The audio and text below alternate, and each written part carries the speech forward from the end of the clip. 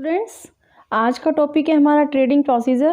बेटा class 12th और business studies का टॉपिक है ये, जो आपका चैप्टर 10 है उसमें ये टॉपिक है, जो फाइनेंशियल मार्केट आपका चैप्टर 10 है। ओके, ट्रेडिंग प्रोसीजर से पहले बेटा हम कुछ बेसिक टर्म्स कर लेते हैं। जैसे कि फर्स्ट आपकी टर्म है डीमेटलाइजेशन। डीमेटलाइजेशन एक ऐसा प्रोसेस है जहाँ पर हम सिक्योरिटीज़ जो हैं फिज़िकल फॉर्म में होती हैं हमारे पास, ठीक है बेटा, फिजिकल फॉर्म में मतलब सर्टिफिकेट की फॉर्म में होती हैं, उनको हम कैंसिल कराते हैं।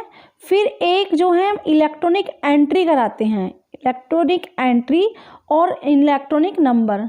मतलब जब हम फिजिकल फॉर्म ऑफ सिक्योरिटीज़ को इलेक्ट्रॉनिक फॉर्म में कन्वर्ट कराते हैं, उस प्रोसेस को बेटा हम डीमेटलाइजेशन कहते हैं। ओके, उस प्रोसेस को हम डीमेटलाइजेशन कहते हैं। या इसको हम सिंप्लीफाई वर्ड्स में देखें तो the process of holding securities in a electronic form.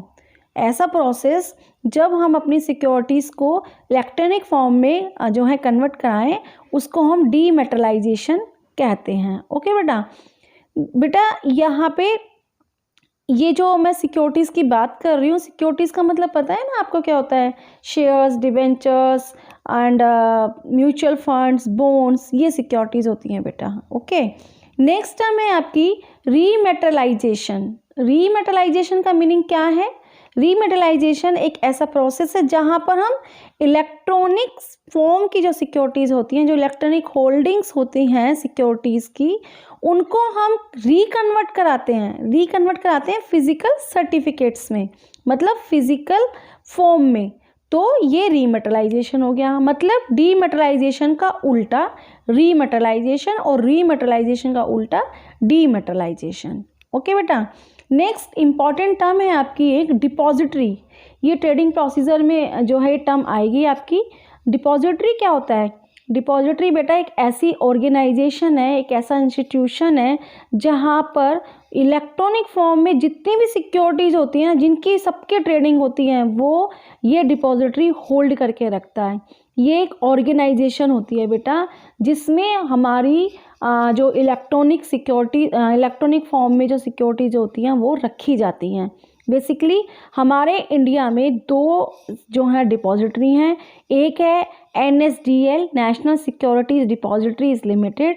Second है आपकी सेंट्रल डिपॉजिटरी सर्विस लिमिटेड, जिसको हम CDSL भी कहते हैं। ओके बेटा, ये आपके टर्म यूज़ होगी अभी जब हम ट्रेडिंग प्रोसीजर करेंगे। ओके बेटा, आपकी नेक्स्ट टर्म है डिपॉजिटरी पार्टिसिपेंट।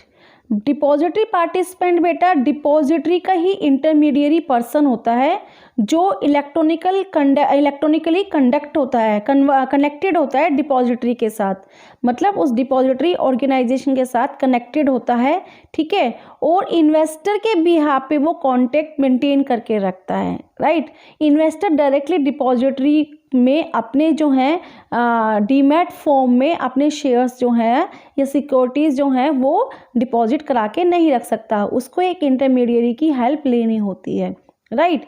डिपॉजिटरी पार्टिसिपेंट्स क्या करता है? एक सिक्योरिटी अकाउंट मेंटेन करता है, जो सिक्योरिटी अकाउंट बैलेंस है उसको मेंटेन करता है। सिक्योरिटीज़ अकाउंट बैलेंसेस मतलब जो सिक्योरिटीज़ अकाउंट होंगे, जो हमारे शेयर्स के अकाउंट होंगे, जो हमारे पास डिबेंचर्स होंगे, हमारे पास कितने शेयर्स हैं, कितने डिबेंचर्स हैं या कितनी सिक्योरिटीज़ हैं, वो अकाउंट मेंटेन करके रखता है, ठीक है। और फिर इन्वेस्टर मतलब हमें टाइम टू टाइम उसका स्टेटस, हमारी होल्डिंग्स का स्टेटस हमें इंटीमेट करता रहता है, ठीक है। और डिपॉजिटरी पार्टिसिपेंट्स बेटा कौन कौन हो सकते हैं? फाइनेंशियल इंस्टीट्यूशंस हो सकते हैं, बैंक होता है, या क्लियरिंग कॉरपोरेशंस हो सकते हैं, या स्टॉक ब्रोकर्स हो सकते हैं, या नॉन बैंकिंग फाइनेंस कॉरपोरेशंस हो सकते हैं। बेटा ये DP मतलब डिपॉजिटरी पार्टिसिपेंट्स होते हैं, राइट। डिपॉजिटरी पार्टिसिपेंट्स के थ्रू ही हमारा डीमैट अकाउंट ओपन होता है। डीमैट अकाउंट वो एक अकाउंट होता है जिसमें अकाउंट में हमारी सिक्योरिटीज़ इलेक्ट्रॉनिक फॉर्म में रखी होती है। जैसे एक बैंक अकाउंट होता है ना, बैंक अकाउंट में हमारे जो है कैश जो है सबमिट रहता है, हमारे पैसे रखे होते हैं, बैंक अकाउंट ओपन कराते हैं, तो ऐसे ही हम डीमैट अकाउंट ओपन कराते हैं DP के थ्रू। और डिपॉजिटरी में हमारा डीमैट अकाउंट ओपन होता है, और डिपॉजिटरी पार्टिसिपेंट्स हमारे अकाउंट के अकाउंट को मेंटेन करता है और टाइम टू टाइम हमें वो इन्फॉर्मेशन प्रोवाइड करता रहता है। बेटा 1 मिनट हम आपको डीमैट अकाउंट भी समझाया कि डीमैट अकाउंट क्या होता है। डीमैट अकाउंट वो अकाउंट होता है जिसमें हमारी सिक्योरिटी जो है इलेक्ट्रॉनिक फॉर्म में रखी रहती हैं। ओके बेटा, एक तरह से बैंक अकाउंट की तरह होता है। ठीक है, चलो अब चलते हैं अपने प्रोसेस की तरफ, ट्रेडिंग प्रोसेस की तरफ। ट्रेडिंग प्रोसेस मतलब, ट्रेडिंग प्रोसीजर मतलब क्या है बेटा, कि जब हम शेयर्स परचेज करने जा रहे हैं या सेल करने जा रहे हैं तो उसके लिए एक प्रोसेस होता है, उस प्रोसेस को हमें कंप्लीट करना होता है। या इसको हम ये कहें कि स्टॉक एक्सचेंज में जो ट्रेडिंग होती है, ट्रेडिंग मतलब बाइंग और सेलिंग होती है, वो किस तरीके से होती है, कहाँ से स्टार्ट होती है और कैसे ख़त्म होती है। ठीक है, इसको हम जो प्रोसेस को ना ऐसे अपने माइंड में इस तरह से रख के चलेंगे कि भाई हम एक इन्वेस्टर हैं और हम जो है ना एक अपनी सिक्योरिटी या तो परचेज करने जा रहे हैं या सेल करने जा रहे हैं। मतलब हम किस कंपनी के शेयर डिबेंचर्स या तो परचेज करने जा रहे हैं या सेल करने जा रहे हैं। तो सबसे पहले हम क्या काम करेंगे, पहले हमें ये समझना है। ठीक है, फिर उसके बाद हमें क्या करना है, फिर उसके बाद हमें क्या करना है, फिर उसके बाद हमें क्या करना है, ये हमारा प्रोसेस होता है। राइट, ये हमारे स्टेप्स होते हैं। तो ट्रेडिंग प्रोसीजर में सबसे पहला स्टेप क्या है, सिलेक्शन ऑफ अ ब्रोकर। देखो, ब्रोकर को सिलेक्ट करेंगे कि भाई हमारा ब्रोकर कौन रहेगा, कौन रहेगा। तो ब्रोकर ऐसे ही नहीं हम स्टॉक एक्सचेंज में जाएंगे और हम जाके भाई हाँ भाई हमें शेयर परचेज करने हैं या हमें जो है शेयर सेल करने हैं, ऐसे नहीं हो सकता बेटा। इंडिविजुअल या कोई भी पर्सन, ठीक है, डायरेक्टली स्टॉक एक्सचेंज के साथ कम्युनिकेट नहीं कर सकता, उसको एक ब्रोकर के साथ जो है रजिस्ट्रेशन कराना होता है। ब्रोकर ही इन्वेस्टर के बिहाफ पे आगे ट्रेडिंग करता है। तो सबसे पहला काम हमारा यही होगा कि ब्रोकर को ढूंढो और ब्रोकर को सिलेक्ट करो। ठीक है, लेकिन वो ब्रोकर जो है बेटा सेबी से रजिस्टर्ड होना चाहिए। सेबी पता है ना, security exchange board of India. ये एक गवर्नमेंट ऑथोराइज्ड ऑर्गेनाइजेशन है जो स्टॉक एक्सचेंज की ट्रेडिंग को या स्टॉक एक्सचेंज के फंक्शंस को लुक आफ्टर करती है, रेगुलेट करती है। ठीक है, आगे हम फर्दर वीडियो में सेबी के फंक्शंस भी देख लेंगे। ठीक है, वो वीडियो मैं आपको लेकर आऊँगी कि सेबी क्या क्या काम करता है। राइट, उसके बाद चलो जी ठीक है, हमने ब्रोकर सेलेक्ट कर लिया कि भाई हाँ पर्टिकुलर वो ब्रोकर है। जैसे कि आपने देखा होगा, ये मतलब अभी 2 एग्जांपल बता देती हूँ। जैसे एक पैसा.com है, ठीक है, एक आपका शेरखान.com है। ये ऑनलाइन जो है ट्रेडिंग में हेल्प करते हैं इन्वेस्टर्स की। ठीक है, ये ब्रोकर्स हैं। राइट, ब्रोकर हो सकते हैं, सब ब्रोकर्स हो सकते हैं, मतलब ब्रोकर के असिस्टेंट सब ब्रोकर्स भी होते हैं। ठीक है, उनके साथ जो है हम अपना एक सेलेक्ट कर लेते हैं और वो सेबी रजिस्टर्ड होना चाहिए। फिर हम क्या करेंगे, अब इन्वेस्टर मतलब हम इन्वेस्टर हैं, अपने आप को क्या सोचना है, हम इन्वेस्टर हैं, और ब्रोकर के साथ एक ब्रोकर क्लाइंट एग्रीमेंट साइन करना होता है। साथ के साथ हमें क्या करना होता है, क्लाइंट रजिस्ट्रेशन फॉर्म फिल करना होता है। फिर उसके बाद हमारा जो है ब्रोकर क्या करता है, एक हमारा ट्रेडिंग अकाउंट वो ओपन कर देता है, ट्रेडिंग अकाउंट ओपन कर देता है। साथ के साथ हमें कुछ और भी डिटेल्स जो है प्रोवाइड करनी होती है ब्रोकर के पास। हमें अपना पैन नंबर देना होता है, पैन नंबर बहुत ज़्यादा मैंडेटरी है बेटा। ठीक है, उसके बाद हमें अपनी एजुकेशनल क्वालिफिकेशन और ऑक्यूपेशन बताना पड़ता है, अपनी बैंक अकाउंट डिटेल्स बतानी पड़ती है, डिपॉजिटरी अकाउंट डिटेल्स बतानी होती है, name of any other broker with home registered, अगर हम किसी और दूसरे ब्रोकर के साथ रजिस्टर्ड हैं, ठीक है, हम उसका हमें नाम बताना पड़ता है। Client code number in the client registration form, client registration form में हमें अपना क्लाइंट कोड नंबर भी बताना होता है। तो हमारा ये फर्स्ट स्टेप है सिलेक्शन ऑफ अ ब्रोकर। ठीक है बेटा, सेकेंड स्टेप है हमारा ओपन अ डीमैट अकाउंट और बेनिफिशियल ओनर अकाउंट। ठीक है, अब हमने ब्रोकर सेलेक्ट कर लिया, अब जो है हम क्या करेंगे, डीमैट अकाउंट ओपन करेंगे। फिर अभी मैंने बताया था आपको बेसिक टर्म में कि डीमैट अकाउंट बेटा डीपी के साथ जो है डीपी के हेल्प से ओपन होता है। डायरेक्टली हम डिपॉजिटरी में जाके अपना जो डीमैट अकाउंट है वो ओपन नहीं कर सकते। ठीक है, जैसे हम बैंक में अपना एक अकाउंट ओपन करते हैं ना, जिसमें हमारे कैश रखा रहते हैं, पैसा रखा रहता है, ऐसे ही बेटा डीमैट अकाउंट में हमारी जो है सिक्योरिटीज़ जो है वो होल्ड रहती हैं, सिक्योरिटीज़ रखी रहती हैं। राइट बेटा, तो इन्वेस्टर क्या करता है, डीपी की हेल्प से अपना डीमैट अकाउंट ओपन करता है और डिपॉजिटरी डायरेक्टली डीपी इन्वेस्टर को जो है कम्युनिकेट नहीं करता, डिपॉजिटरी हमेशा डीपी के साथ ही कम्युनिकेट करता है। यानी कि डीपी एक इंटरमीडियरी पर्सन है जो इन्वेस्टर और डिपॉजिटरी के बीच में जो है लिंक मेंटेन करके रखता है। नेक्स्ट स्टेप है बेटा प्लेसिंग द ऑर्डर। ठीक है, मैंने डीमैट अकाउंट ओपन कर लिया, हमने ब्रोकर सेलेक्ट कर लिया। अब आगे क्या काम होता है, आगे बेटा हम ऑर्डर प्लेस करते हैं। ब्रोकर को कहते हैं कि भाई हमें सिक्योरिटीज़ बाय करनी है या हमें सिक्योरिटीज़ सेल करनी है। दो ही काम हो सकते हैं ना, या तो हम अपनी सिक्योरिटीज़ परचेज करना चाहते हैं या सिक्योरिटीज़ हम अपना बेचना चाहते हैं।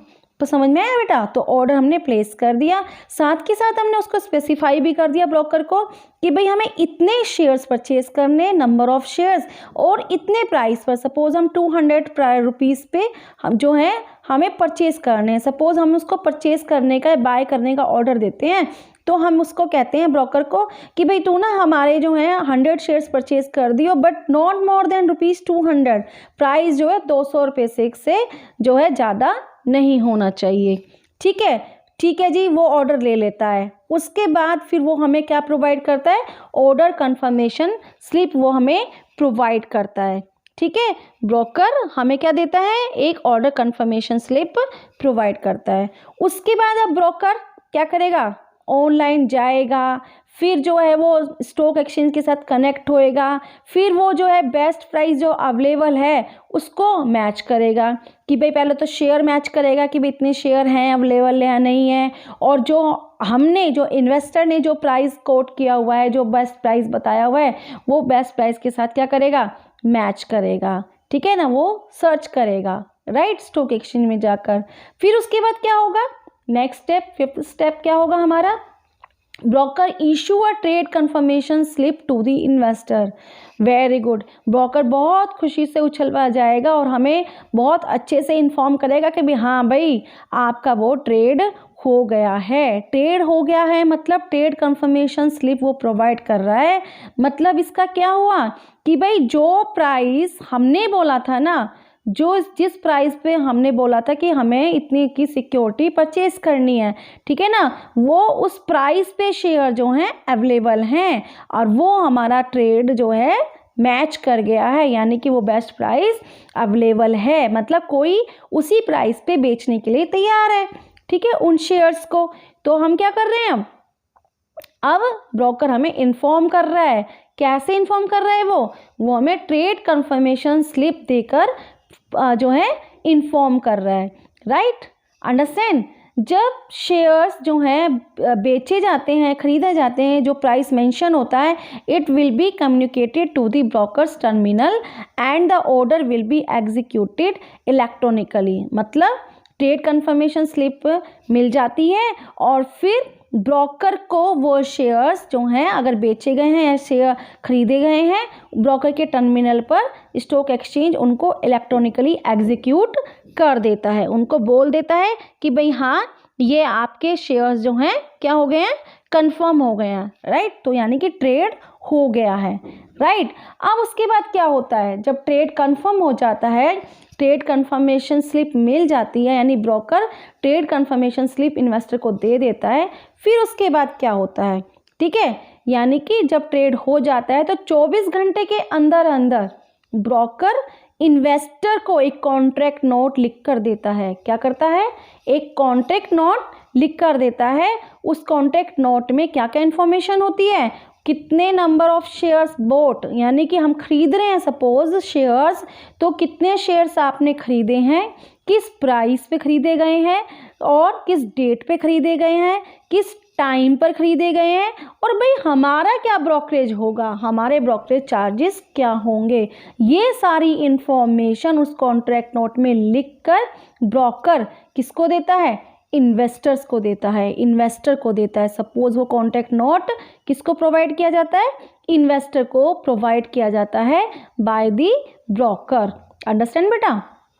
अब नेक्स्ट हमारा ये जो कॉन्ट्रैक्ट नोट होता है बेटा, ये बहुत ही इम्पॉर्टेंट डॉक्यूमेंट होता है। ये एक लीगल एनफोर्सिबल डॉक्यूमेंट होता है, जो ये आगे अगर कोई डिस्प्यूट हो इन्वेस्टर और ब्रोकर के बीच में, अगर कोई डिस्प्यूट हो इन्वेस्टर और ब्रोकर के बीच में, तो उस डिस्प्यूट को सेटल करने में भी ये डॉक्यूमेंट हेल्प करता है। अंडरस्टैंड बेटा।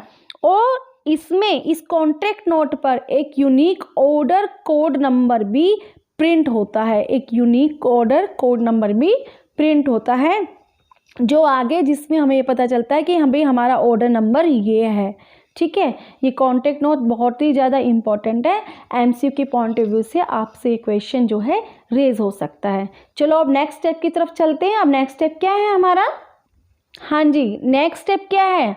अब सपोज हमने क्या किया, हमने शेयर परचेज किए हैं, ठीक है ना, तो हमें क्या करना पड़ेगा, हमें कैश पे करना पड़ेगा, राइट। तो यहाँ पे इस स्टेप में ये लिखा गया है कि अब यहाँ इन्वेस्टर या तो शेयर्स डिलीवर करता है या फिर कैश पे करता है। शेयर्स डिलीवर किस केस में करता है? जब वो इन्वेस्टर शेयर्स जो है बेच रहा हो, अपनी सिक्योरिटीज़ को सेल कर रहा हो, राइट। तो और या फिर अब इस केस में तो हम ये मान के चल रहे हैं कि भाई हम सिक्योरिटीज़ परचेज कर रहे हैं, यानी शेयर्स हम परचेज कर रहे हैं, तो हम क्या करेंगे, हम कैश पे करेंगे, हम सिक्योरिटीज़ नहीं देंगे क्योंकि हम शेयर्स बेच नहीं रहे हैं।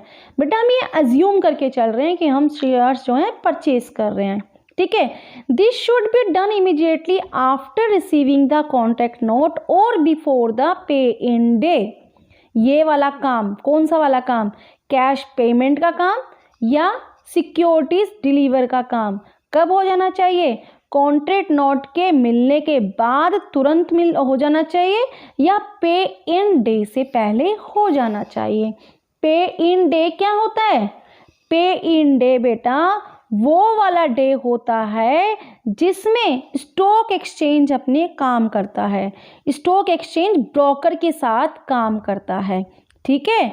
मतलब when the broker shall make payment or deliver of shares to the exchange, this is called the pay in day। मतलब सपोज हम क्या मान के चल रहे हैं यहाँ पर, हम ये मान के चल रहे हैं कि हमने क्या किया, शेयर्स परचेज किया, तो ब्रोकर हमारे बिहाफ पर क्या पे करेगा, स्टॉक एक्सचेंज को कैश पे करेगा। क्या पे करेगा?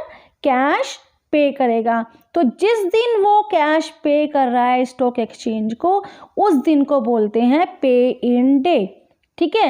इस दिन से पहले क्या हो जाना चाहिए? कैश पे हो जाना चाहिए, ठीक है बेटा। यहाँ पे तभी लिखा हुआ है कि for the shares board this should be done immediately after receiving the contract note और before the pay in day, right.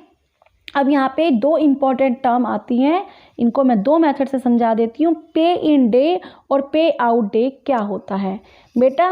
पे इन डे और पे आउट डे में स्टॉक एक्सचेंज ब्रोकर के साथ डील करती है, ठीक है। जिस दिन ब्रोकर कैश सबमिट कर रहा है उस दिन को पे इन डे बोलते हैं, ठीक है, अंडरस्टैंड। फिर जिस दिन स्टॉक एक्सचेंज ब्रोकर को कैश के बदले में क्या दे रहा है? सिक्योरिटीज दे रहा है। क्या दे रहा है? सिक्योरिटीज परचेज करी है ना हमने, तो सिक्योरिटीज परचेज करी है, तो उस दिन को बोलते हैं पे आउट डे। क्या बोलते हैं उस दिन को? पे आउट डे बोलते हैं, ओके।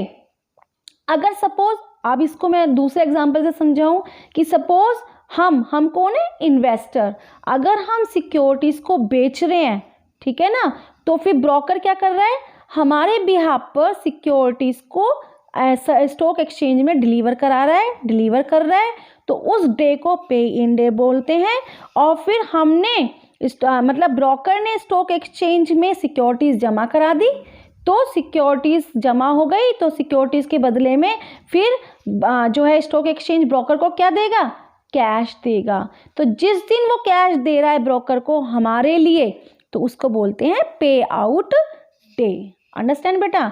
ये जो चीज़, ये जो पॉइंट है पे इन डे और पे आउट डे, फिर से मैं आपको समझा देती हूँ। जिस दिन ब्रोकर इन्वेस्टर के बिहाफ पे कैश पे कर रहा है, कैश किस केस में पे करेगा? जब हम कौन? इन्वेस्टर परचेज कर रहा होगा सिक्योरिटीज़ को, तो उस दिन को बोलेंगे पे इन डे, ठीक है। और फिर जिस दिन स्टॉक एक्सचेंज ब्रोकर को फिर क्या दे रही होगी कैश के बदले में, सिक्योरिटीज़ दे रही होगी, यानी कि इन्वेस्टर ने सिक्योरिटीज़ परचेज की है, तो उस दिन को बोलते हैं पे आउट डे। अंडरस्टैंड बेटा, बहुत इंपॉर्टेंट चीज़ है, इसको ध्यान से समझ लेना। अब यहाँ पर ये पॉइंट जो है कि जो ये सेटलमेंट हो रहा है ना, ये पे इन और पे आउट डे वाला जो प्रोसेस है, ये सेटलमेंट साइकिल जो है T+2 यानी T for trade day, T for trade day, जिस दिन हमारा ट्रेड कंफर्म हुआ था, प्लस में 2 दिन, इस दिन में ये सेटलमेंट साइकिल बोलते हैं। ये प्रोसेस पे इन और पे आउट वाला प्रोसेस T+2 डे में कंप्लीट हो जाना चाहिए, ठीक है बेटा, ये यहाँ पे प्रोसेस होता है, राइट। तो T+2 डे का मतलब क्या है, सपोज हाँ आज जो है मंडे है, मंडे को हमारा ट्रांजेक्शन यानी ट्रेड कंफर्म हो गया, और फिर वेडनेसडे को क्या हो जाएगा, पे आउट डे हो जाएगा, ठीक है, यानी कि पे आउट डे हो जाएगा, तो दैट मीन्स हमारा T+2 का साइकिल कंप्लीट हो जाएगा, जिसको हम सेटलमेंट टाइम पीरियड बोलते हैं या सेटलमेंट साइकिल बोलते हैं। इसको हम जो है सेटलमेंट साइकिल जो हमारा होता है, ये रोलिंग सेटलमेंट बेसिस पर होता है। रोलिंग सेटलमेंट सिस्टम होता है बेटा एक स्टॉक एक्सचेंज के अंदर, ट्रेडिंग प्रोसेस के अंदर, जो 1 अप्रैल 2003 से जो है एप्लीकेबल है, राइट, ठीक है। पे इन हो गया, ठीक है, इस ब्रोकर ने स्टॉक एक्सचेंज में जो है कैश पे कर दिया। अब उसके बाद क्या होगा, पे आउट डे होगा। पे आउट डे का मतलब क्या है, ब्रोकर के पास क्या आ जाएंगे, सिक्योरिटीज़ आ जाएगी, ठीक है, मतलब उसके अकाउंट ब्रोकर के पास सिक्योरिटीज़ आ जाएंगी कि भाई हाँ तुमने इतने शेयर्स जो हैं उसके पैसे हमारे पास आ गए हैं, अब हम आपको उसके बदले में शेयर्स ट्रांसफ़र कर रहे हैं, ठीक है, वो पे आउट डे हो जाएगा, राइट। अब यहाँ पर क्या करेगा कि इसमें ब्रोकर जो है अब डायरेक्टली इन्वेस्टर के डीमैट अकाउंट में, डीमैट फॉर्म में उन शेयर्स को डिलीवर कर देगा। बस बेटा ये प्रोसेस है हमारा किसका, ट्रेडिंग प्रोसीजर, स्टॉक एक्सचेंज में जो ट्रेडिंग है इस मेथड के थ्रू होती है। आप इन पे इन डे पे आउट डे को अच्छे से समझ लेना। एक एक नंबर के क्वेश्चन जो होते हैं, जो MCQ बेस्ड क्वेश्चंस होते हैं, बहुत ही ज़्यादा पूछे जाते हैं, और ये 200% जो है एग्ज़ाम में कुछ ना कुछ पार्ट इसका ज़रूर पूछ लिया जाता है। आई होप आपको मेरी वीडियो अच्छी लगी होगी। अगर आपको मेरी वीडियो अच्छी लगी है तो प्लीज़ शेयर कीजिए मेरे चैनल को और सब्सक्राइब कीजिए। Thank you for watching my video.